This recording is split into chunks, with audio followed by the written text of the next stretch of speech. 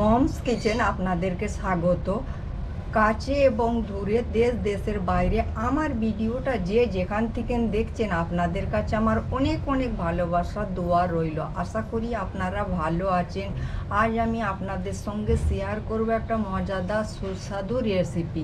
সামান্য উপকরণ দিয়ে কম খরচার মধ্যে, কম সময়ের মধ্যে, বাড়িতে থাকা সামান্য উপকরণ দিয়ে আজ আমি আপনাদের সঙ্গে শেয়ার করব পাকা পেয়ারার জেলি আর টফি।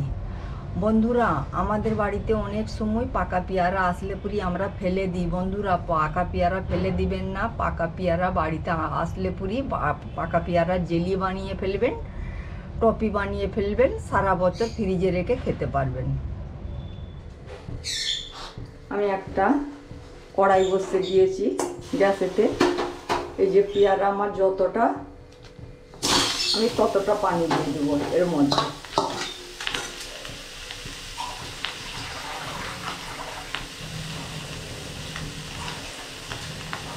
বন্ধুরা, পেয়ারা আমার যতটা ছিল আমি ততটা এর মধ্যে পানি দিয়ে দিলাম।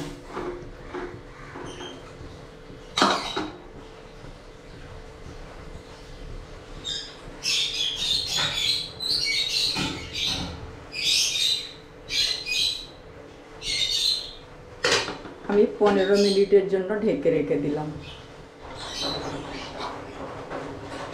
পেয়ারাগুলো আমি 15 মিনিটের জন্য সেদ্ধ করতে দিয়েছিলাম। পেয়ারাগুলো আমার সেদ্ধ হয়ে গিয়েছে। এবার আমি গ্যাসটা অফ করে দিলাম। পেয়ারাগুলো বন্ধুরা আমি ছেঁকে নেব।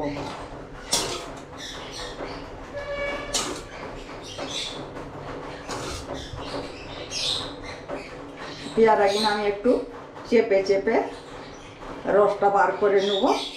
খুব হালকা হাতে চাপতে হবে, পেয়ারা না অর্ধেক পানির মধ্যে পেয়ারা না থাকে।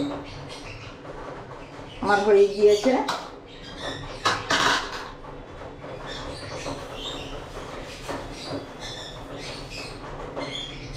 এবার আমি গ্যাসটা আবার অন করে দিলাম।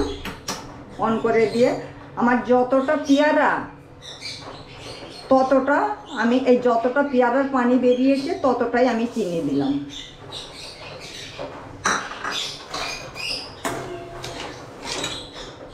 এর মধ্যে আমি একটা ইলাচি দিয়ে দিলাম। ইলাচটাকে ফেটিয়ে দিলাম। ইলাচটা আমি পরে বার করে নেব। এবার এইভাবে অনবরত নেড়ে যেতে হবে। এইভাবে অনবরত নেড়ে যেতে হবে। বন্ধুরা, একটা কথা কি, গ্যাসটা একদম লো ফ্লেমে করে পেয়ারার জেলিটা বানাবেন। এর মধ্যে আমি একটু পাতিলেবু নিকড়ে রস দিয়ে দিলাম। পাতিলেবু নিকড়ে রসটা দিলাম। জেলিটা অনেক দিন থাকবে, নষ্ট হবে না। আর এর মধ্যে আমি একটু ফুড কালার দিয়ে দিলাম। আপনারা ফুড কালারটা দিতেও পারেন, নাও পারেন, বাদ দিয়ে দিতেও পারেন।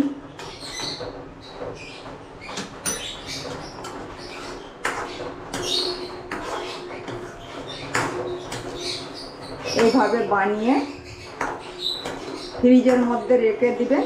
সারা বছর খাওয়া যাবে, নষ্ট হবে না।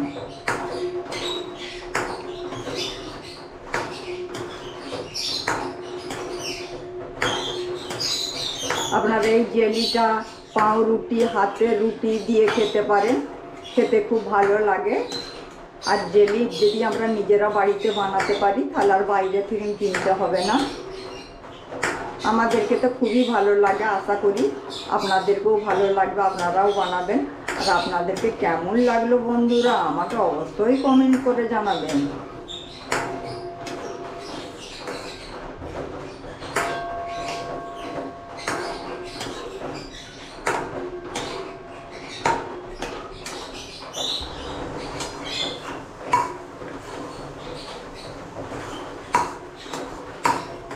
আমার জেলিটা হয়ে এসেছে। এর মধ্যে একটা ইলাচ দিয়েছিলাম, ইলাচটা আমি উঠিয়ে ফেলে দিলাম। এই যে ফেনা হয়েছে, ফেনাটা আমি পরে পাত্র রাখার আগে এইভাবে ফেনাগুলো ফেলে দেব। আমার জেলিটা পুরো রেডি। এবার আমি একটা পাত্রের মধ্যে ঢেলে দেব। এই পাত্রটার মধ্যে আমি ঢেলে নেব। গ্যাসটা অফ করে দিলাম।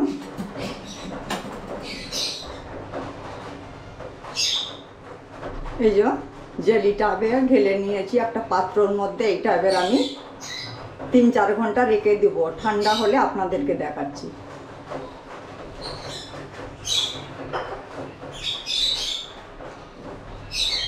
আমার যে পেয়ারার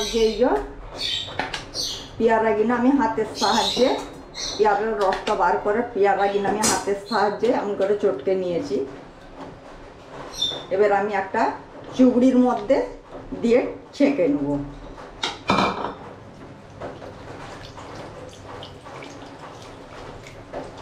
দানাগুলো যাতে না যায় টপের মধ্যে।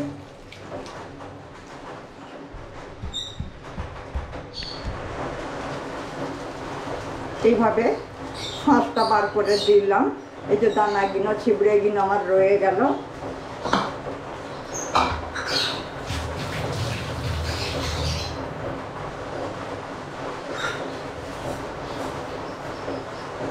এর মধ্যে আন্দাজ মতন চিনিটা আপনারা কম বেশি করে নেবেন। চিনিটা যেমন মিষ্টি খাবেন সেইভাবে দিবেন আপনারা।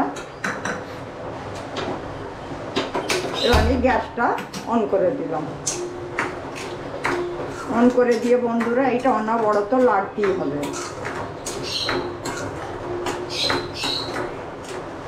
দেখলেন বন্ধুরা, পেয়ারা পাকা পেয়ারা একদম বাড়িতে আনলে ফেলবেন না। পাকা পেয়ারা আমাদের শরীরের জন্য পেয়ারা খুব উপকার। আর পাকা পেয়ারা দিয়ে জেলিও বানানো যায় আর টপিও বানানো যায়। পাকা পেয়ারা যখন বাড়িতে নিয়ে আসবে এইভাবে বানিয়ে ফেলবেন।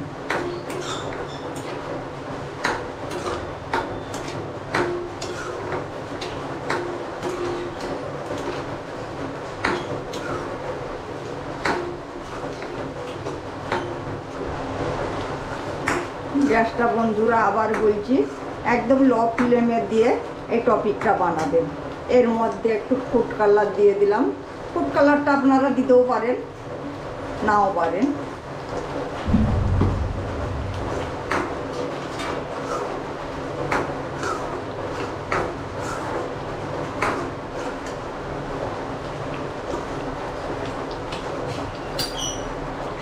আর এই ধারে একটা প্লেটের মধ্যে আমি একটু ঘি দিয়ে দিলাম।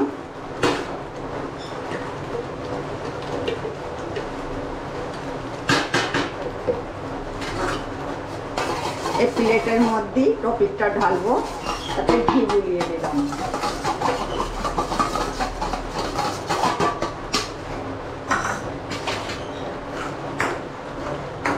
কিন্তু বন্ধুরা এইভাবে অনবরত লেড়েই যেতে হবে, নাহলে নিচে ধরে যেতে পারে।